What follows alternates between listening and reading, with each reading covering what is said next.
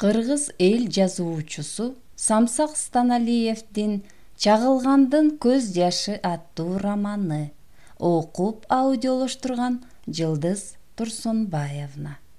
1922 жыл Касым үчүн үзүрлүү жылдардын бири болду. Махабат отуна түштү. Жазуучулардын чыгармачылык күчүн бир жерге топтоп, алардын бюросун түзүү, кыргыз жазма маданиятынын негизин иштеп чыгуу негизги иштери болду. Адабияттын азыркы кездеги мааниси жөнүндө Базаркул Данияров казак, орус адабияты тууралуу өзү аңгеме куруп, Магжан Жумабаев, Ильяс Жансүгүровдор чакырылды. Кол жазмалар талкууга алынып, Сыдык Карачевдин жазма түрүндөгү журналынын 2 саны жарыкка чыкты. Адабияттан Магжан казак-кыргыз жаштарына сабак берет. Түркстан үнү аталган ийримди жетектейт. Касым анын орун басарларынын бири. Кол жеткис бийик саналган казак акыны менен ал ага эне дос сыңары жүрүп калды. 1923-жылдан баштап Ак жол гезитинде, Жаш кайрат, Сана журналдарында жарыялануучу, кыргызча материалдарды уюштуруучу жана ага жооп берүүчү адабий кызматкер, редколлегиянын мүчөсү катары кызмат өтөдү. Дал ушул мезгилде Магжан да Чолпон, Сана журналдары менен Ак жол гезитинде иштеп жүрдү. 1924-жылдын апрель айында Түркстан Республикасынын Агартуу эл комиссариатынын Мамлекеттик илимий советинин алдында Кара Кыргыз илимий комиссиясы түзүлөт. Ага чейин бул казак-кыргыз аталганы менен негизинен казакча гана иш жүргүзүп келген эле. Өзүнчө уюшулган илимий мекемеге Касым да кызматкер катары бекитилет. Магжан Жумабаев болсо казак-кыргыз илимий комиссияда иштеп жаткан. Окууда студент, мугалим, иште устат жана шакирт болуп ээрчишип жүргөн бул экөөнүн арманы абдан көп эле. Канча көз, канча карек карап суктанышпасын, талантына, билимине тамшана кызыкпасын, ал экөөнүн арманы абдан көп эле. Канткенде адабият болот. Болгондо да улуттук, элдик адабият болот. Качан башка улуттар таң калган таланттар чыгат, ойчул окумуштуулар жаралат. Качан башка эл биздин адабиятыбыз менен тарыхыбызды өздөрүнүкүндөй көрүп, окуп, изилдешет. Магжандын билими менен талантына ыраазы болду. Орус адабиятын казак адабиятындай, казак адабиятын өз чыгармаларындай көрөт экен.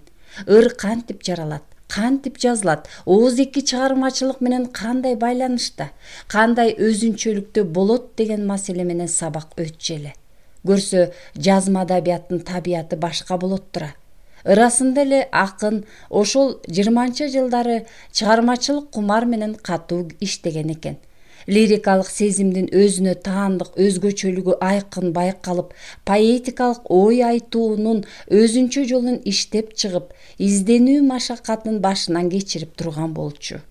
1912-жылы дал 19 жаш курагында Чолпон аттуу ыр китеби Казандан жарык көргөндө казактын учу кыйрына көз жетпеген талаасына жаш таланттын үнү шаңшып угулган. Кылым санап өркөнү өскөн өнөрлүү эл ошондо бир сүйүнүп, малакайын көккө ыргыта мактанып алган. 1922-жылы экинчи ыр китеби, 1923-жылы Султанбек Кожоновдун демилгеси менен үчүнчү, Ташкенттеги түрк элдеринин билимге умтулган жаштарын түп көтөрүлтө сүйүнткөн ыр жыйнагы жарык көрдү.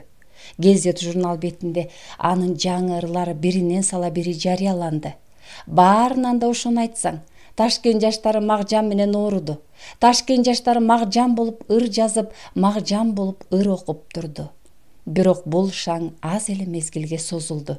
1924-жылы ал Москвага, ал жердеги күнчыгыш элдеринин басмасына Түркстан Республикасынын өкүлү катары түрк тилдүү элдердин чыгармаларын китеп катары жарыкка чыгаруу боюнча жетекчилик ишке кетти. Кетерине жакын калганда «Касыке», деди. «Турдубүбү жакшы зайып болчудай. Колунда бардын перзентин тарбиялап ал. Акын адамга алган жардан башка түшүнө турган жан болбойт. Илимпоз болсоң да ошол. Көрдүң го, турмуш башка. Сен ушул багытыңдан баш тартпа. Силердин маданияттай бай маданият башка элде жок. Ишен алы менен Базаркул айтып отурса түгөн бүгөн кенч экен. Эми ошол элдик маданиятка жазма өмүрүн бергиле. ырга, кара сөзгө салгыла. Ырларыңды түгөл жактырдым. Базакем жакшы баш сөз жазыптыр. Эми мунун тагдыры Москвадан чечилер. Мен жардам кылармын. Кол жазма ошол жакта дегенсиң. Бирок муну мен ала кетейин. Экинчиден түрк ураанын унутпа. Алаш сөзүн унутпа. Көрдүң го Ильясты? Булбул жазгандан жадабайт. Сен да жадаба. Калемди колдон түшүрбө. Кыргыз адабиятынын туусун көтөргөндөрдүн бири бол. Мага сөз кудуретин сезе билгениң, көркөм ой жүгүртүүң, таамай жана элестүү сүрөттөй билгениң жакты. Жаңыл Мырзага теңдешер чыгарманы жакын арада кыргыз менен казактан бирөө чыгып жарата албайт. Сөз менен сүрөт тартып, ага поэзиянын кудурети менен жан киргизип салыпсың. Ошол турмуш ошол бойдон жандуу берилиптир. Ала тоо арасы менен казак талаасында көрүп турамын. Жаңыл Мырзанын алдына чыкчу караан жок. Кыргыз жыттанып, казак-кыргыз турмушунун тарыхы менен тагдыры карекке батып турат го чиркен. Мурда эле жаза бергенде эмне? Неге тартынчыкстайсың? Бул Жаңыл Мырзага дагы бирөөлөр кайрылар. Бирок алардын колу сен жеткен жерге жете албас. Сен бир билбей туруп эрдик жасадың, же билип туруп жасадың. Айтыш кыйын. Адашып турам оюмдан, адашып турам жолумдан. Байманап көркүн карачы. Махабат жайын не деген философия кылып ийгенсиң. Ой бой, сөздүн ээсине гана башы ээр, сөздүн ээси бол. Рахмат, сиз болбосоңуз. Жок, мен келгенде сен акын катары калыптанып бүткөнсүң. Мен келген соң сен чоң акын болдуң да калдың. Баары өзүңдөн. Ошентсе да сиздин таасир, таалим тарбияңызда. Болсо болгондур. Устат болом деген баарына тең карайт. Шакирт болом дегендер өзүнө карайт. Тиягы Саку, биягы ар кандай курстарда окугандар жүрчү. Менин ыкыласым баарына тегиз түштү. Таалим таасирим деле ошондой болду өңдөнөт. А бирок өздөштүргөнгө келгенде ар кандай чыкты. Бирөө бош кетти, бирөө түшүнбөй калды. Дагы башкасы дагы башка болду. Айтор көркөм табит деген татаал нерсе го. Базакең ыр жазса болор эле, бирок элди окутам деп жатат. Мейли, а бирок сени мынчалык такшалды деп ойлогон эмес элем. Чынымды айтайын, ырларыңдын көбү мурда гезир журналдардан окуган экенмин. Өзүң окуганда угуп турмун. Бирок жыйнакка келгенде мындай болот деп элестетпепмин. Буйруса бу кыргыз элинин азыркы жаңы адабиятынын көч башы болот го. Жакшы чыгарманын өмүрү элде, өткүрлүккө умтул, курчтукка өт, күчтүү дем болгун. Чеберчилик өзүңдүкү, бул деңгээлиң мени кубантты, деди. Магжан, чыны, Алаш Ордо партиясынын мүчөлөрүнүн бири, маданий үгүт ишин жүргүзүүчүсү эле. Орусча окуган, Европа адабияты менен жакшы тааныш, адабий билими жеткилең, ошол кездеги казак акындарынын 3 жылдызынын бири болуп балбылдап, улам жыл өткөн сайын жарыгыраак жанып турган чак эле. Таанымал акын тарабынан кол жазмага мындай баанын берилиши Касымды да шердентип салды. Магжандын купулуна Ильяс Жансүгүров толчу эле бу жердеги тааныгандардан. Андан башкага анын агынан жарылып түшкөнүн Касым көрө элек болчу. Талапты катуу койчу. Күндөр өткөн экен да, деди Касым узун ойдун ушул жерине келгенде. Ошондо бизде кайсы бир адабий чыгармалар бар эле? Кандай чыгармалар үлгү болуп берди эле? Жумулган көз ачылар замат профессионал адабиятка кирген экен. Ошондо да ушунчалык болгонубузду кара. Тигиндей жаз, мындай жаз деген жок кезде колго тийген китепти окудук. Анан ошонун таасиринде жаздык, туурадык, жаздым кеттик. Негиз жок эле негиз салдык. Бизден кийинкилер бизди туурашты. Мунун баары атайын аң сезимдүү түрдө, атайын бурмаланып жасалган жок да. Стихийный деп коет. Стихийный жасалды. Академия кечеси деле ошондой. Өткөн турмуш тарыхы. Тарых андай эмес болчу деп ким айта алат? Чыгарманын аягын, мазмундун жыйынтыгын карашпай коюшту. Революция жеңип жатат, интернационал ырдалып жатат. Түшүндүрө албай койдум. Европада революция жөнүндөгү идея жаралган кезде кыргыздарда социализм орнуп калды беле? Менден ушуну талап кылып жатышат. Магжанды камактан чыгарды дешкен, бирок суралып аткан, акталды бекен? Акталып калса, мага да жарыгы тиер беле? Ким билет? Азыр эч кимге ишенбей калдым. Ишенүү кыйын. Түрмөдө отурганыма да ишенбей калдым. Атасынын көрү, булактын башын кимдир бирөө ылайлап жатат. Жамандык жасаган, бирөөнү кас санагандын арты жакшы болбойт. Кыргыз кас душманын кармаса канын ичкен, канча мезгил кан катырып суу саганы ошондо гана басылган. Сөөккө өтүшкөн кастык иши жаман. Базакемдин бир санжырасы бар эле го. Кандай эле? Өткөндү эстеп үн күйгөнчө ошону эстейинчи. Казак менен кыргыз чабышканда, ооба ошондой болгон окуя эмес беле, деди жандана. Алаңгыча эшик шалдырттап калды. Анан карч-курч этип ачылды. Караң көрүнгөн жок. Эмне, түн киргенде сурак жүргүзгөнү келдиби? Деди. Ордунан тура калып, ачылган эшикти карап, келер кишини күтүп калды. Баягы шайыр конвой экен. Үндебестен эшик тарапка башын бурду. Кеттик. Бул дайыма ушинтет. Начальник да, кылмышкер да, гражданин да жок. Кеттик дейт да турат. Анан сен начальник же гражданин дегенди кошуп туруп, кайда деп сурайсың. Эркиндикке же коммунизмге деп жооп берет. Башка сөз жок. Мындай учурда чын эле эркиндикке барасың, сейилге чыгасың, болбосо дагы бир жер казмай жумушун алып барат. Коммунизми сурак. Ага алып баратканда кээде көңүлү ачык болсо, тур, каргыш тамгасы басылган душмандар деп кыңылдап келе берет. 10 жолу болсо 10 жолу, 100 жолу болсо 100 жолу ушул эле ыр сабын кайталай берет. Эмне десең же артыңа жалт карасаң, интернационалды ырдап жатамын. Сага жакпай турабы? Кулагыңды тешип атабы? Билем, интернационал ошондой ыр деп коймою бар. Унчукпашың керек. Унчуктуң дегиче же бир нерсе жакпай калса эле мылтыгынын кундагы менен бир уруп туруп калат. Ошон үчүн үндебеш керек. Жолтоо да кылбаш керек. Үндедиң балеге калдың. Жини шиш мурдунун учунда.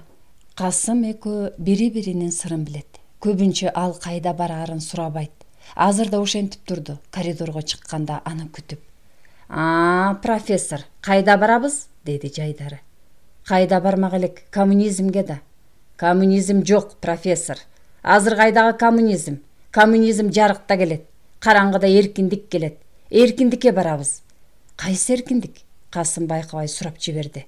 Менин акыбалым оор, араң турам. Ошол араң турганың үчүн эркиндикке алып барайын деп жатам да. Болбосо менин башым шишиптирби? Сен билесиң ой, кечириңиз, сиз билесиз, профессор агай. Бардык нерсени убагында жасаш керек. Таза абага, талаага чыгып келели, мандалак терип, гүл жыттап дегендей. Биз бири-бирибизди туура түшүнөт эмеспизби? Кубатым жок. Ага жарай албайм го. Жарайсыз. Начальник айтып жаткан соң жарайсыз. Жарабайсызбы? Жаратабыз. Каалабайсызбы? Каалатабыз дечү беле? Ошондой. Темирбек чакырдыбы? Бүттү. Барыш керек. Куп болот таксыр, деди Касым да тамашалай. Темирбектин атын уккан соң коркунуч жок деп койду өзүнчө. Темирбек өзүбүздүн киши. Мен сизди жакшы билем, Касыке. Аман эсен чыксаңыз, анан таанышарбыз. Биз тааныш адамдарданбыз. Камсанабаңыз. Азыр шарт ошондой деген бир жолу камерага киргизип жатып. Ошондон бери жакын. Кандайча тааныш экенин ал ушул кезге чейин биле албай келет. Учуру болгондо болор, агай эмне шашайын деп койгон. Азыр да Темирбекке бара жатат. Кайда чакырып жатат, неге чакырып атат, ким билет. Айтор жөнөдү. Артындагы шайыры өзүнүн интернационалын ырдаган жок бул жолу. Чарчаса керек деп койду Касым өзүнчө. Түрмөдөн чыгаарда узун бойлуу, жамбашына ит башындай дүмпүйгөн тапанча байланган надзиратели Касымды көрө коюп, "Муну калтыргыла, кайда бармак эле?" деди. 248 кылмышкер, калгының. Тигил жакка көтөрүмдөрдүн кереги жок. Буккалардан 4-5 жетет. Бул дагы барат, көтөрүм эмес, профессор да. Мен сага калат деп жатпаймынбы? Калтыргын. Темирбек Жумабаев экөөңөр өлтүрүп алгыла, анан. Биз лекция угабыз, жолдош старшина, лекция, саясий сабатыбызды ачабыз. 248 кылмышкер, барасыңбы? Деди узуну. Эмнегедир аяр мамиле кылып калышыптыр. Барам. Кайда барасың? Кайда болсун? Буларды кайда алып бараарын билесиңби? Жок. Атууга, түшүндүңбү? Атууга алып барат. Касымдын денеси дүрдей түштү. Анан ошол замат кайра чыйралды да, мейли. Эмнеге мейли? Атуугабы? Ооба. Тегинин тирүүлөй шылдыңына көктүгүн салды. Териси суу көтөрбөй турган. Эмне болсо ошо болсун деди. Ушу доңуздардан тепки жеп азап жегенче адамча өлөйүн деди. Өлүм эле маңдайымда турса, андан ким качып кутулуптур? Баарыбыздын барар жерибиз ошол. Эки көздүү сокур, эки кулактуу керең, тили туруп дудук болгуча 18 000 ааламдын энеси жалгыз кара жер экен. Барайын. Мен барган жерге акыры силер да барасыңар. Барбаганда өз жанын баккан кара өгүзгө өлүм жок бекен, деп туталана кетти. Анын түрүн көргөн старшина түшүндү окшойт. Бизге кезек келе элек, камерада калгының, деди акырын. Ишке барышат. Бара берсин, кечки сейил болот, деди Темирбек келе калып. Муну ылдый түшүрбөгүлө, кырында турсун. Мына ушундай болмок. Биз менен бирге тигилерге көзөмөл кылат. Менин мылтыгымды алып алгының. Жайдары конвой Касымга жалт карады. Аларды түрмөнүн ачык короосундагы эч жактан бери казылып бүтпөй келаткан тигилердин айтымына караганда мылтык атуу жайы болот деген жерге алып келишти. Казылган жердин тереңдиги киши боюнан бийик болуп калыптыр. Узун туурасы да далай жер экен. Дагы канча казылаарын ким билсин. Бекер жумушчу күчүн ушул жерге жумшап жатышыптыр. Касыке, деди Темирбек. Эч ким жок. Буларга көз сала эс алып тура бериңиз. Атайын алдырдым. Таза абада керек. Рахмат. Мен ушул жерде боломун. Жанымдан чыкпаңыз. Жарайт. Өткөндө бир имиш кеп уккан. Дуу болуп барып эле басылып калды. Кыргыз жигиттери экен. Ушундай иштеби, же аркы тараптан сурактан алып келе жаткандабы, айтор конвойлор бир айыпкер орусту кумардан канганча көк ала кылып сабап, акырында качууга аракет кылды деп атып салышкан эмиш. Атып салышпай эле жанчып коюшуптур, деп да айтышты. Эмнеси болсо да көзүн тазалап тынышыптыр. Ашканада түнкүсүн иштешкен аялдар көрүшкөн экен. Ал тургай акыр чикир төгүп жүрүшкөндөрү алардын эмне деп кажылдашканын да угушуптур. Саясий айыпкер катары бул жерден кармалыптыр. Алматыгабы же Ташкенткеби алып кетишмек экен. Чатак эмнеден чыкканын, тигил байкуш аларга кандай каршылык кылганын дале так билген адам болбосо керек. Карап турган бирөө жарым болбогон соң, анын ак карасына ким жетмек? Жанагы конвойлордун айтканы чындык болду да калды. Болгону ушул. 16-жылы бизди ушул орус казагы кырган. Ит көрбөгөн курдукту башка салган. Ата энебизди талга байлап атканда булардын бири да сурак берген эмес. Кайра тескерисинче падышасынан эрдик иш жасаган баатыр катары сыйыл калган, деп тигил байкушту тепкилеп киришет. Жан ширин эмей, анан ал да каршылык көрсөтсө керек. Ошентип кармаш намыс талашка айланып кетти да. Айыпкердин казак орус экенин тигилердин кайдан билгенин да эч ким билбейт. Айтор анын аты жөнү кийин дайым болду. Ерофеев Борис Львович деген жашы жакшы эле барып калган, болжолу 50дөн өткөн адам экен. Бу Ерофеев дегенде Касым билчү. Билмек тургай далай жолу бетме бет отуруп сүйлөшкөн. Ал Павел Александрович Васильев деген кыргыз жергесиндеги тунгуч кызыл басмаканачы аталган пролетариаттын досу болчу. Жакында эле отурган. Бир убакта ал орус армиясы менен келип, анан бул жерге отурукташып калгандардан боло турган эле. Ушул иши козголуп, анысынан кандайдыр бир ката табылып, совет бийлигин орнотуу маалындагы кылмышын жашырган адам катары саясий айып коюлат. Өзү анысын деле билбептир. Шектүү катары сыртынан көзөмөлгө алынган го. Анан кайсы бир чогулушта эски большевик катары партиялык тазалоо туура эмес жүргүзүлүп жаткандыгын айтат. Абдрахмановду жактап, анын совет бийлиги үчүн күрөшкөнүн күйүп жанып далилдептир. Ал байкуш тигил конвойлордун улутчул аталган агаларын коргоптур. Конвойлордун аны менен ишемни, чогулуштан кийин эле үйүнө барбай калыптыр. Келген жайы ушундай болгон экен. Алматыда анын аскердеги иши козголуп, кызылдардын арасына жашынган ак гвардиячылардын бири катары табылып, Ак Суу, Лепси аймагындагы кайсы бир урушта совет аскерине чоң зыян кылгандардын ичинде болгон эмиш деген маалымат менен иликтөө салынып турганда, бияктан минтип саясий чыккынчы болуп калат. Ерофеев бул окуяларды өзү да айтып калчу. Аскер адамы болгонун, 16-жылдын алдында келгенин, кийин советтер тарапка өтүп, большевиктердин катарына өткөнүн, кыргыз жерине биринчи басмакананы ачмакчы болуп, Павел Васильев менен бирге иштегенин, мастер болгонун айтчу. Васильев дегенге Касымды ушул тааныштырган. Анысы убагында орус басмаканаларында иштеп, ал жактан таалим тажрыйба топтоп, Баку, Самаркан, Ташкент, Жаркен өңдүү жерлердеги басмаканаларда далай жыл эмгектенген экен.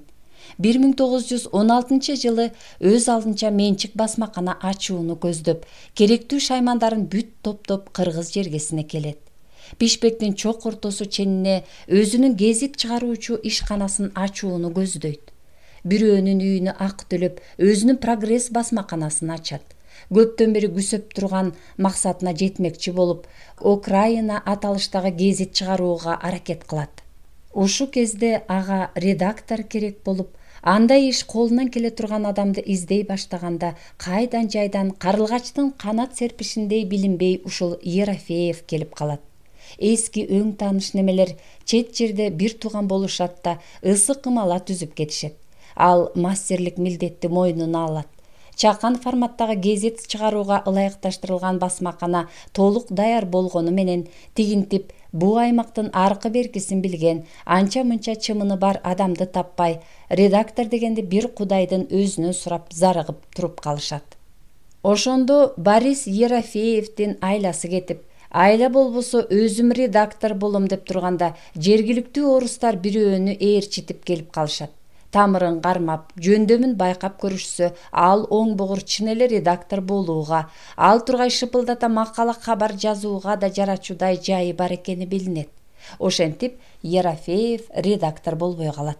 Анан алар жанагы Окраина деген гезитти чыгаралы деп, алгачкы сан үчүн материалдын бүт баарын топтоп коюшкан кезде, тиги редактору жерине жетип, кээринен кетип ичкен, жоопкерчилигин жоготуп, жолбунчулукка жолдош болгон дейди адам экени билинип эсте оодарат. Васильев менен Ерофеевдин кубанычын куурай кылып кууратып, дайын дарегин таптырбай, эски оорусун карматып жоголуп кетет. Бутташканга учкашкан болуп, ошол арада Борис Ерофеев да колдон чыгып аскерге алынат. Окраина гезитин ойдогудай басам деген Васильев прогресс аталган басмаканасы менен сопоюп жалгыз калат. Борис Львович Ерофеев 1918 жылдын орто ченинде кайрылып келет. Келсе баары башкача болуп кеткен экен. Баягыда орнотулган басмакана ошондон ушул кезге чейин иштебептир. Жыл башында Павел Александрович аны Бишкек уездик шаардык эл чарба советине пролетариаттын белеги катары өткөрүп берет. Эл чарба совети анын бул белегин жогору баалап, атайын чечим менен прогресс атын өзгөртпөй сактап калат да, Васильевдин өзүн ал басмаканага башчы кылып бекитет. 1918 жылдын 9 мартында Бишкек уездик советинин совет мезгилинде кыргыз жергесинен жарык көргөн биринчи гезити Бишкекский листок ушул Васильевдин прогрессинен басылып чыгат. Павел Александровичтин сүйүнгөнүн айтпа, көптөн бери көөнүндө күйүп, көкүрөгүндө өчпөй келген үмүтү ишке ашат. Кийин бул киши Ташкент тарапка ооп кетип, кайрадан тажрыйба үйрөтүүчү болуп келип, кайра кеткен. Ал эми Ерофеев болсо Павел досунун басмаканасынан Красное Знамя деген гезитти, ал тургай бүт Жети суу аймагына таандык болгон гезит журнал деген салтта жок аныктама менен коштолуп чыккан юный пролетарийдин чыгарууга катышыптыр. Эмне иш жасачу элең десе, мастер болчумун дечү. Мастермин дегени устат, үйрөтүүчү эмес. Басмакананын темир тетигин оңдогон адамга карата айтылчу сөз экен. Оңдогондо ошол Васильев экөө ишке ашырып туруптур. Уста деп койсо болчудай, бирок уста турбайсыңбы десең жаман көрүп калчу. Мастер дегенди жанындай жактыра турган. Анын тарых таржымалы ушундай эле. Ошол Ерофеев экен жанагы жаны жай алган байкуш. Көрүнбөй калды. Куру намыс баш жарат деген ушулда. Конвой балдардын кылганын кара. Айыл чарба шаймандары менен камсыз кылчу жерде иштеп жүргөн элемдечү. Ал ушуларды эстеп, караңгылыктын кучагында жалгыз олтурду. Касташкан жаман. Ал ачык ачыкса элдин каны суудай агат деп койду. Анан жана камерадан башталмак болгон бир кезде Базаркул айткан Санжыра баянды эске салды. Салмак эмес, сөөгө түшкөн өчөгүш, таарынычтан кас санашып кайрылышпас жосунга баруу эмне экенин, өз башынан өткөндөр Санжырада кандай жолугаарын, аягы эмне менен бүтөөрүн эстеп отурду. Базаркулдун Санжыра баяны өтө узак айтылчу эле. Башы Калмак доорунан башталып, аягы Кененсары Nooruzbayдын кыргыздарга жасаган чабуулунун аягы менен бүтчү. Азыр анын баарын кайдан эстеп отурсун? Андан бери далай суу акты, далай жыл өттү. Көпчүлүгү көңүлдөн чыгып кетти го. Айтор алгач муну укканда касым чыгарма жазсам болчу да экен деп ниет дөшөгөн. Ошондон улам базакеси ага 2-3 курдай айтып, эсинде калып калсын деп чечилип сүйлөп, чечмелеп түшүндүргөн. Ал баян кыскача мындай эле. Калың журтту карайлаткан илгерки калмак доорунда кыйын турмуш кыйнаган кыргыз ысар, көлөккө, кайың саап, караган минген казак Букарга чейин качып кирген экен. Бул кадимки кунтайчы Галдан Церендин тушунда болот. Каарынан кара жер күйгөн Галдан Церен 1730-жылдары кылым журтту Кытай элин кызыл канга боеп, ташын талкан кылат. Ушундан 5 жыл өтүп өтпөй кыргыз менен казак кара түн түшүргөн кордуктан, тукум курут болуудан коркуп, эренсиз калган эгиз эл жер кезип кетет. Галдан Церен өлгөндөн кийин анын 13 жаштагы Аджа аттуу уулу хан бийлигине келет.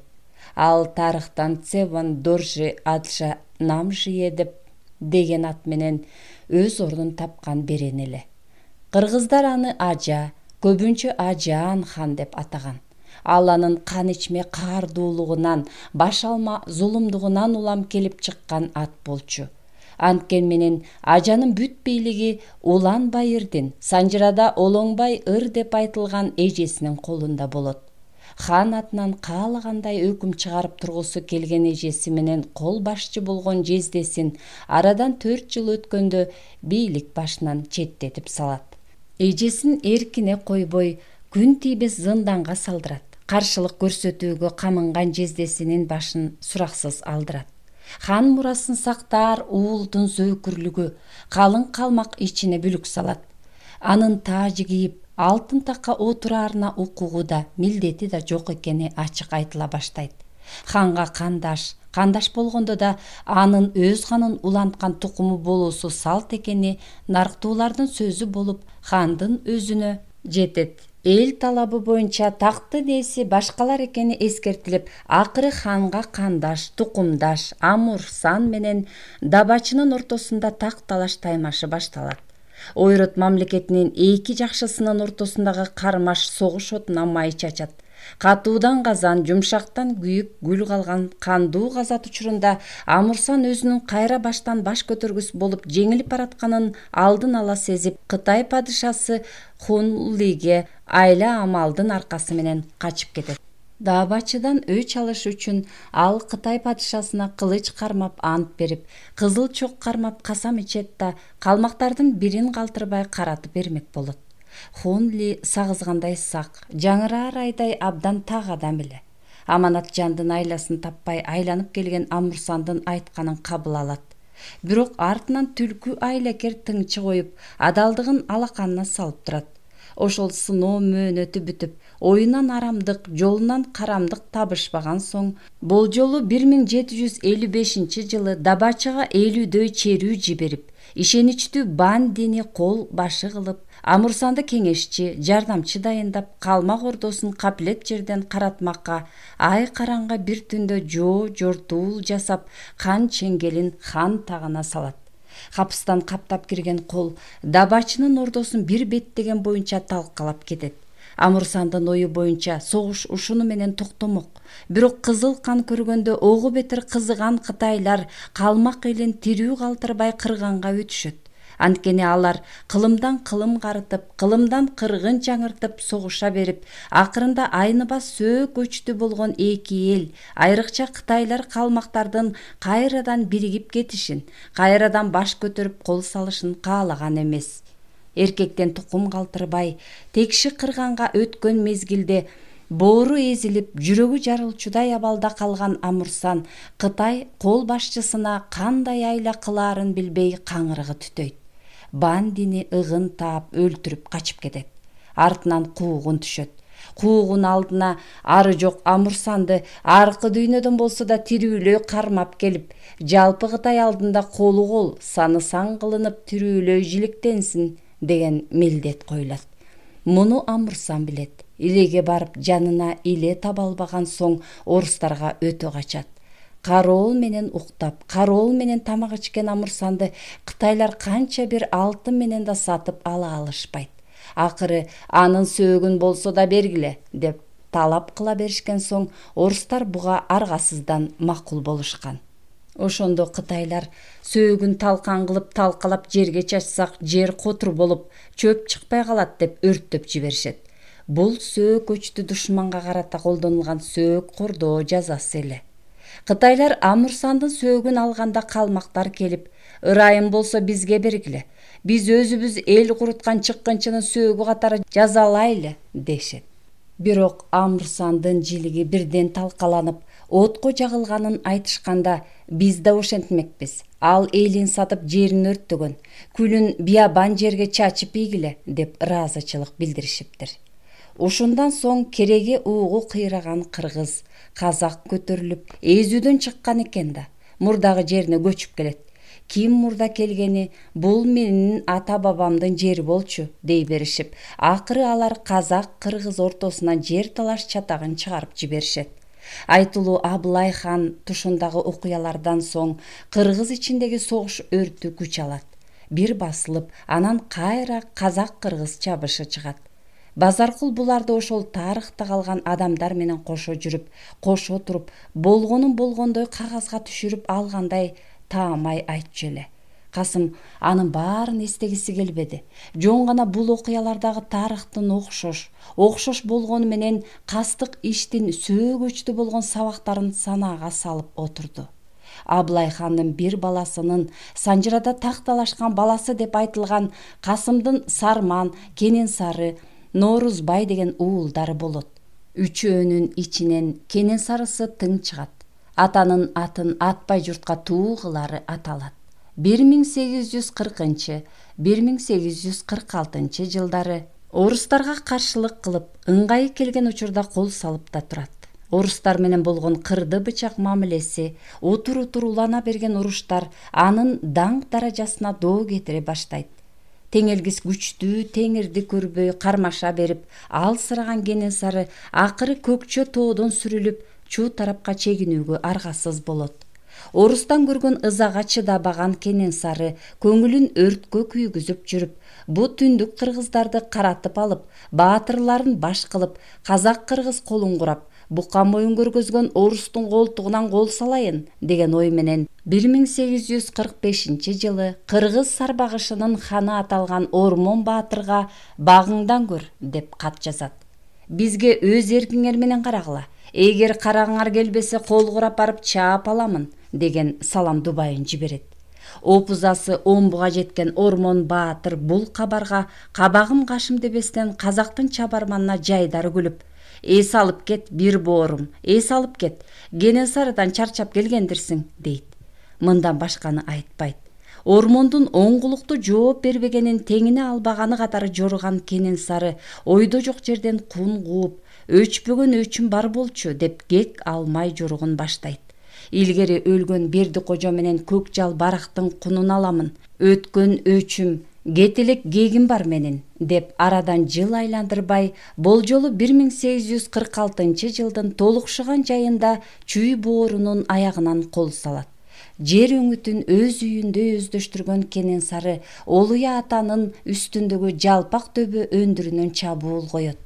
Акыр дөбөдөн Солто Кушчу элине сокку уруп, Кара Балтага чейин кызыл кыргын салып жиберет. Эки тарап бирин-бири сүрө албай, күч теңине баш ийип, теңирди таанып турган учурда 700дөй кол курап жардамга келаткан Бүргө баатырдын Калча деген уулу каплет жерден казактардын курчоосунда калат. Кененсары бул окуяга кем тапкандай сүйүнөт. Оңуна оогун ооматты колдон чыгарбай, бу мертебе Калчаны жигиттери менен олжо кыла турайын. Убакыт созуп көрөйүн, келерки жылы кыргызга кыргын саламын, дейт. Түн ката түнөргөн колун алып кетет. Калчанын жайы Сарбагыш Солто Кушчу элине жетет. Жакшылары жаздыкка баш тийгизбей, жаак таяныша отуруп маселет курушат. Кандай гана иле менен болбосун бошотуп алууну чечишет. Сарбагыштардан чыккан капсалан кезде ой тапкан, караңгы түндө жол тапкан Калыгул Кубат уулу дегенди баш кылып элчиликке жиберет. Булардын не максат менен босогоого келгенин Кенесары ар тараптан талдайт да акыры кабыл алат. Сөз айтылып бүткөн соң ал кыргыздар күтпөгөн талабын ортого салат. Маселени кабыргасынан коюп тикесинен тилмек болот. Сураганыңарды орундатайын. Калчаңардын башына казак эли не аларын билесиңерби? Дейт. Сөз сиздики, макул болуш биздики деген экен. Ошондо кадамынан ката, сөзүнөн кынтык кетирбеген Калыгул элчи. Муну уккан соң кумурсканын кыймылынан чыккан дабышты туя билген Кенесары: «Кырса дагы түгөнгүс кыргызда сенден башканын тили жок калды беле. Жакшы чыкма төрөлөрүң не деди? Ошону айт» деп тик карайт. Казактын Кенесары ардагына кыргыз менен казактын сөзүн бердик. Эгиз эл эки сүйлөбөйт, кокус эки сүйлөсө да бири үндөбөйт эмеспи. Сөздү Кенесары сүйлөсүн дешкен, дейт Калыгул кайра жазганбай. Ошондо Кенесары жер карап туруп: «Ата, эми болбостур. Элчинин тили элинин дили болду окшойт. Мунусу жолдуу, ормону колдуу болот кейиптенет», дептир да: «Мен калчаңарды бошотом. Ордуна Солто Эшкожонун Баястанынын Көктөбүл деген тайганын бергиле. Сөз бир болсо бир болсун. Башка аманат жок. Менин айтаарым ушул», деген экен. Кеп ушуну менен бүтөт.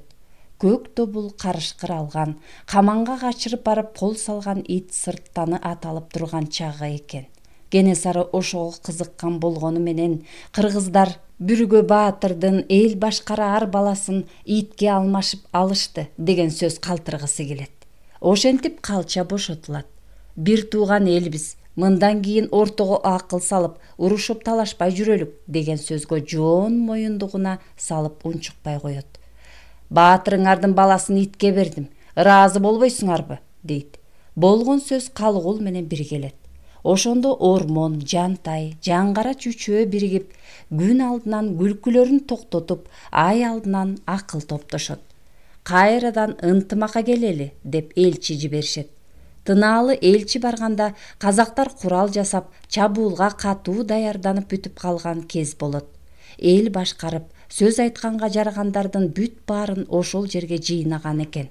Тынаалыны: «Элчисиңби, дербишсиңби, элиң кайсы, жериң кайсы?» деп шакаба менен кабыл алышат. Элчи ээрчиткен 10 кишини чөгөлөтүп коюшуп, Тынаалынын өзүн жалгыз, узатуучусу да, эшик ачары да жок, алдынан жан адамга тостурбай өзүнчө үйгө киргизишет. «Көкүрөгүн бассын, көзүн чоңураак ачсын» деген Кенесары анын үстүнө шашпай барат. Сөз башы жарашуудан башталып, доо менен бүтөт.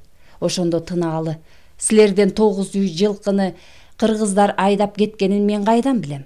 Же айтып берер айгак болбосо, же айдап кеткендердин биз кыргызбыз деген белгиси болбосо» дегенде Кенесары: «Менин сөзүмө айгак керек болуп калган турбайбы? Айгакты азыр чакырам» деп жигиттерине үн чыгарганда: «Элчи менен ырчыга өлүм жок эмеспи, Баатырым?» дейт. «Өлүм жок деп издеп таппай келген болсоң, мен таап беремин» деп үйдүн бир капшытын көтөрө койгондо жанагы кыргыз элчилери койдой мууздалып, баштары тизилип турганын көрөт. Элчи менен баргандар чоң казаттын жолуна делинип, көз көрүүнө курмандыкка чалынат. Жалгыз аман калган Тынаалыны атына мингизип, колу бутун байлап, жол көрсөткүч кылып, жигиттерине жетелетип, кыргызга кыргын салмакка жөнөйт. «Элчиге өлүм жок болсо, өз элин өзү өлтүрөт» деп кыргыз жерине келет. Мындан мурунку урушта казактын Шоорук баатыры Солтонун Жамангара баатырын үйүндө коноктоп жатып, «Душманын казак төрүнө өзү келди» деп Кенесарыга тымызын кабар айттырып, колго түшүрткөн эле. Ошондо ал Жамангараны кордоп, каалагандай мазактап, өлбөгөн 4 шыйрагы калгандай кылат. «Баатыр болсоң, кабыланды капастан чыгарып туруп кармашкын. Бул кылганың катындын иши» дегенде Кенесары чыдабай, анын боорун тилип, бөйрөгүнө кол салып, бир бөйрөгүн жулуп алат. «Эми кандайсың, кыргыздын кабыланы?» дегенде жанынан кечкен Жамангара баатыр тил тартпай: «Энең экөөңө жараймын» дептир. Экинчи бөйрөгүн жулуп, тирүүлөй сан колун кол кылып сойдуруп салат. Ал мындай ит өлүмдү көптөргө көргөзгөн экен. Ошол урушта иниси Ноорузбай, жээни Эржан төрө кан ичме Кенесары колго түшөт. Кыргыздар согуштук айла мал менен жеңип кетет. Кенесарылардын кармалганын уккан эл аларды тирүүлөй кыйнап, колу бутун кескилеп, көзүн карга кузгонго чокутабыз дешет. Муну уккан кыргыз төрөлөрү чочулашып, аны эл колуна салышпайт. Башы кылыч менен кыйылганда баш талаш чыгып, аны элден ажыратып алгыча урушта эрлеринен ажырап жесир калган аялдар Кенесарынын денесин кескилеп кетишет. Башын баягы Кубат уулу Калыгул кыя чапкан экен. Бул окуя Жантайдын үйүндө болот. Ошондо башты кайнатып, этинен ажыратып, сөөгүн орус падышасынын өкүлүнө тартуу кылмак болушат. Муну укканда чачын буурул басып, жүзүн бырыш саймалап, күйүттөн күйүп, карагат кактай карайып бүткөн бир аял ортого чыгып, ырайым болсо башты мен кайнатып берейин деп суранат. Эл тунжурап, жер суу сурап турат. Өмүрлүк жарым Кенесарга элчилик милдет менен барганда итке талатып өлтүрүлгөн. Сөөгүн бизге кайтарган жок. Сөөгүн сурап баргандарга артында издеп алаары жок дешкенден иттерге бердиртип койдум деп айткан экен. 3 баламды катары менен башын алганда ушул болду. Ыракым этип бир мертебе жол бергиле дегенде топтолгон эл дүр эте жол бергиле жесирге. 4 башынан ажырап жалгыз калган адамдын күйүтү ичте калбасын. Баарыбыздын кайгыбыз ушу менен арылсын дешет. Ошентип ал түнү бою казан кайнатып, жыгач чөмүч менен Кенесарынын башын түртүп, ары бери оодарып бышырып, төрөлөргө тапшырган экен. Кекенген кек, өчөгүшүп өзөккө түшкөн өч жаман. Баш кайнаткан каралуу жесир ошондон кийин бу дүйнөдөн аласам жок, бул жашоого тойдум деп айтып жүрүп, анан бир күн каплет айнектей тунук акылдан калып, айтар сөзүнөн адашып, жандуу дартка кабылган имиш да, о дүйнө кеткен 3 уулу менен күйөөсү чакырса, эч кимге керез кеп айтпай кетип калыптыр. Абереги Норузбайдын башы алынганда да күйүтүнө чыдабай, канын кашыктап, ууртап, кулагын тиштеп жибергендер болуптур. Кан кууган кек канга өтөт деген чын белем. Кан агызган кекти кан гана жууп кетирет окшойт. Көкөктүн көз жашынан көктөгү күндү токтоткон булбул куштун сайраганы жаралаары чын экен.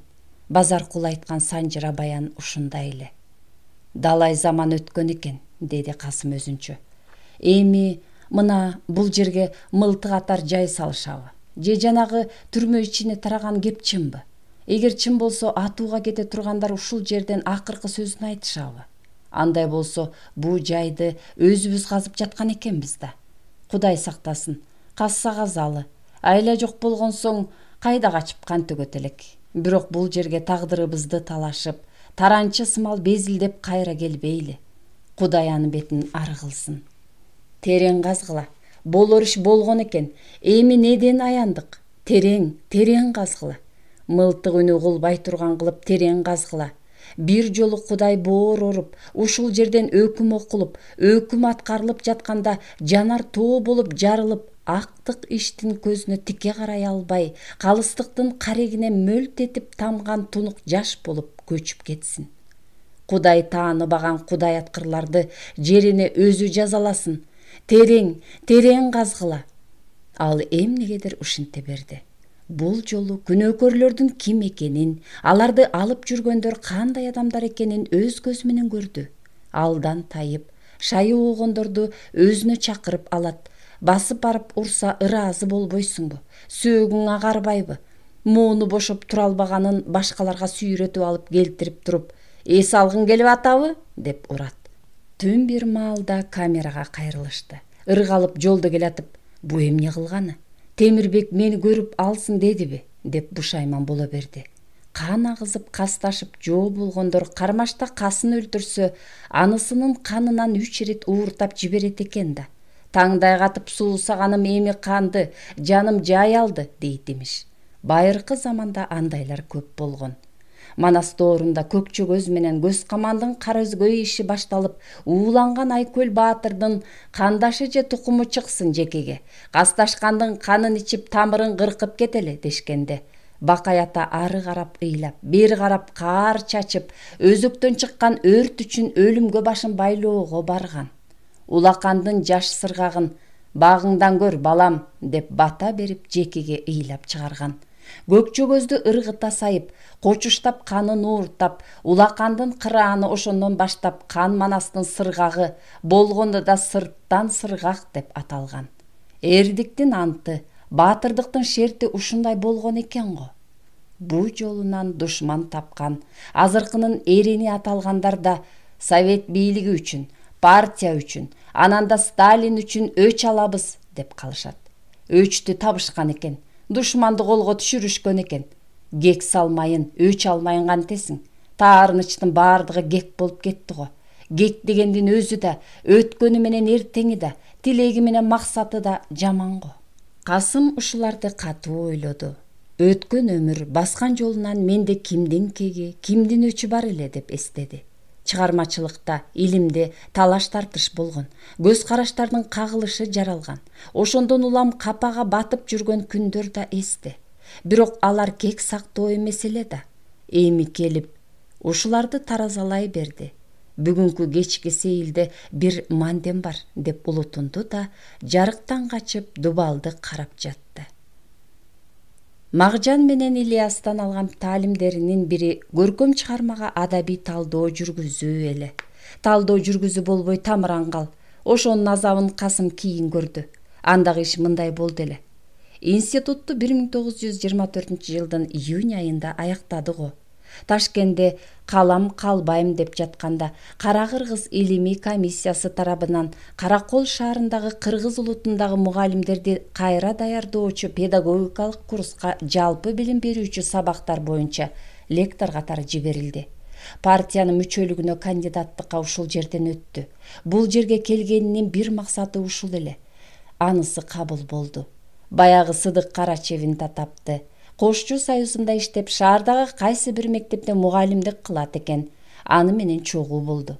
Баштагыдан жалыны кайтып, демилгеси качып баратканын байкады. Ошондо ага бир ой келди. Бул биякта эмне кылып жүрөт? Кошчу союзунун иши бул болбосо жүрбөй калмак беле. Муну колдон тартайын да, ыңгайы келсе зордоп болсо да Алматыга окууга жөнөтөйүн. Жаш өтүп калбадыбы дээр, анысына карабай Карачев окусун деген талапты койдуртайын.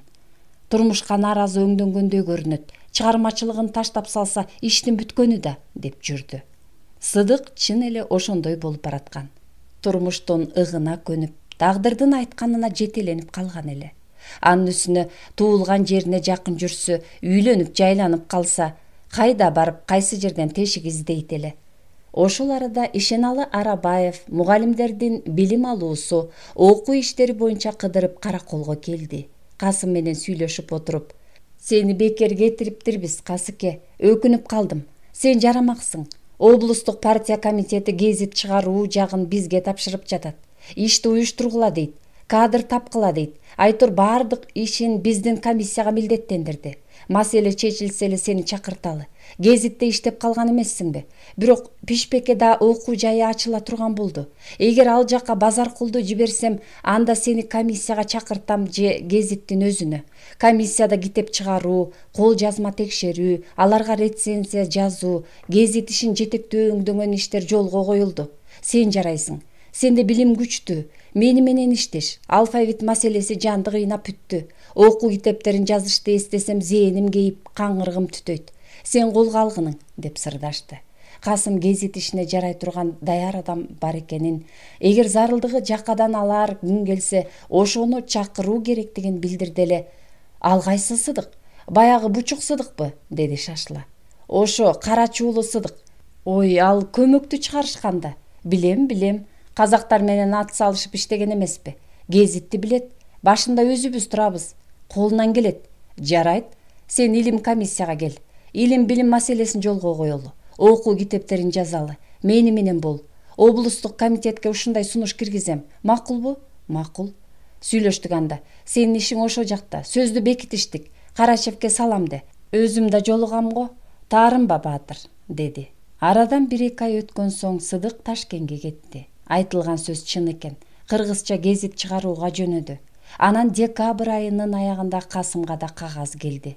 Кыргыз автоном облусунун революциячыл комитетинин сунушу менен облустук эл картуу бөлүмүнүн академиялык борборунун катчылыгына дайындалды. Кийинки жылдын августунда анын төрагасы болду. Бүт бардыгы ушул мезгилден башталды. Борбордо, кийин илимий комиссияда жарык көрүүгө тийиш болгон кол жазмалар талоого алынчу, жарактуу же жараксызы бааланып рецензияланчу. Ошол рецензенттердин тобун Касым жетектеп калды. Күндөрдүн биринде баягы Сары Чийкил, Ак Куба жигит аталган Аалы Токумбаевдин ырлар жыйнагын кол жазмасын окуду. Бир чети кызыкты. Экинчиден, октябрдын келген кези аталган ырынан кийин анын чыгармачылыгына көңүлү түшүп калган. Чыны ошондой эле. Бул ыры эркин тоонун жаралышы менен тагдырлаш чыгып, жазма адабиятыбыздын жаңы мезгилинин пайда болушу менен шайкеш келип турган болчу. Аалынын өзү да ырындай ырдап, жаштыгынын курчтугун жан жөкөр санап, көкүрөк байлап шерденип турган чак эле. Анысына жараша ал Сакунун сары акыны катары таанылган. Пединституттагыларга Аалы бир чети акындыгы менен, адабият маселесин алардан кем билбегени менен тымызын болсо да тең тайлашып, ары атаандашып да турчу. Аалынын чыгармачылыгынын эркин тоо менен башталганы бекеринен болбоду. Тагдырына жазылганы дейбизби, же башкача айтабызбы, айтор тарыхый окуя менен киндиктеш чыкты. Буга келгенде Сыдыктын эмгеги чоң. Сыдык болбосо Аалынын жол башы тарыхый окуя менен бир башталмак эмес. Казак тилиндеги гезит журналдарга жарыяланган чыгармалардын арасында кыргыз жаштарынын да жазгандары чыгып калчу. Ошолордун ичинен окурмандарга таанылганы, казак акындарынын купулуна толгону Касым эле. Анткен менен Аалыга чыгармачылык бакыт жылмайды. Ал улуттук жазмадагы кыргыздын туңгуч гезитине жарык көргөн биринчи ырдын автору катары тарыхка кирип, зоболосу көтөрүлүп турган. Жаш акын муну өзүнүн калемгерлик утушу, калемгерлик жолунун башталышынын бактысы катары баалап, кадыресе каада күтүп, кадыр барк ала баштаган эле. Бирок ал бакыттын кандай болгону, ага ким себепчи болгону анча айтылчу эмес. Эркин тоо менен Токомбаев кыргыз окурмандарына мына ушундай жаңылык катары тарыхый маданий окуя иретинде биркелген. Аалы Токомбаевдин кол жазмасына кызыгуунун себеби мына ушунда эле. Анын үстүнө жыйнактын аталышы да өзүнө тартып алды. Ленин тууралуу жаңыча аталыш. Ооба, ошондой болгон. 20-жылдардын башында Владимир Ильич Ленин кайтыш болгондон кийин улуу жол башчыны жоктоо кадимкидей адабий турмуштан орун алып, адабий салтка айлана баштаган. Өкмөт менен партиянын талабы да ошондой эле. Ошондой болбосо да бул жоготуу калың элдин кайгысы, айтылып бүтпөс азасы болуп турган. Аалынын бул ырлары ошол духта, ошол багытта жазылган, эмгекчилердин эркин билдирген чыгармалар болчу. Бирок кол жазма чакан эле. Касым аны бир заматта окуп чыкты. Авторду чакырып алып, андагы кемчиликтерди талдап көрсөттү. Ленин жөнүндө башкача болгондо да кандай, көркөм адабиятын деңгээлинде жазуу керектигин айтты. Бирок ал бул пикирге таптакыр ынанган жок. Атүгүл кайра иштеп чык деген талапка да көшөрүп макул болбой койду. Жол башчыны жоктоо ыры ушундай болоорун айтып туруп алды. Силер, педагогдор, көркөм чыгарманы окуу иши менен чаташтырбагыла. Чыгарма деген партиянын куралы, партиянын көркөм сөз аркылуу жүргүзгөн саясаты, идеологиясы. Мен ушул талабымды карманганмын. Анын туура көркөмдүк жагынан аксап жатат. Жазма адабият менен ооздеги адабияттын эриш аркагынан жаралса жакшы болмок. Бул же кошок же жоктоо ыр эмес, ара бөк турат десе. Саясий маселеге андай мамиле кылууга болбойт, деди. Аалы жай гана. Ленинди эскерүү, аны жоктоо, эмгекчилерге ишин айтып түшүндүрүү адабияттын, Жолдош Тыныстанов, кооз адабияттын саясий маселеси. Азыр партия ушуну талап кылууда. Бүт өлкөнүн алдында турган ишке биздин катышпай калышыбыз, ал жөнүндөгү даяр китепти жарыкка чыгарбай коюшубуз туура эмес. Менин пикирим ушундай. Жол башчы жөнүндө жазылган чыгарма башка темадагы ырлардан өзгөчө бөлүнүп турушу керек. Башкача айтканда жол башчыга жол башчыдай мамиле жасалышы кажет. Эски менен жаңынын айырмасын так ажыратуу зарыл. Куран-Пурандын бул жерге кереги жок. Мен ушул ыңгайдан, көркөмдүк талабынан айтып жатамын. Талапка жооп берет. Саясий максаты, саясий маселеси актуалдуу. Лениндин көркөм образы башкача берилиши керек. Жамактай берүүнүн пайдасы жок. Данышмандын образын ачыш үчүн ой жүгүртүү зарыл. Андай эмес. Жок жерден талаш чыгарганга чыдабаймын. Ошол бойдон кеткен. Кыр обкомго кайрылган. Башка жерлерде да болгон. Бирок ал айтып жазып жүргөндөй 1924-жылдагы окуя эмес эле. Кийин 1925-жылы болгон иш. Аалыны кол жазмасына Касым жазуу жүзүндө тыянак жазып, бул боюнча китеп кылып чыгарууга же басма сөздө жарыялоого мүмкүн эместигин билдирип, анысын тиешелүү жерлерге жиберди. Аалы менен Касымдын тирешүүсү ушул иштен жаралып, аалынын барган жерине Касым түшүнүк берип отуруп, акыры кыянаттык менен китебимди чыгарбай жатат деген сөздүн чыгышы менен алардын бири-бирине болгон нааразычылыгы ачыкка чыккан. Ушул иштин акыры Касымга да, Базаркулга да, ал тургай Ишенаалыга да катуу тийди. Ортодон далай жыл өткөнүнө карабай, бир болгон иш катары айтыла калып унутулуп кетпестен, уламдан улам өрт болуп, уламдан улам алоо жалын салып, аптабы адам өмүрүн сурап жатты. Аалы аны унутпаптыр. Унутмак түгүл айдан жылга улантып, жоготмок түгүл күндөп-түндөп күчөтүп отуруптур. 1932-жылдан баштап ого бетер күчөп, дал ушул 37-жылдын күзүнө чейин ал экөөнү кошоктоп, ал экөөнү чабыштырып алып келиптир. Ооба, адам качан адамдыгын көрсөтүп, айкөлдүгүн адамдарга бере алат?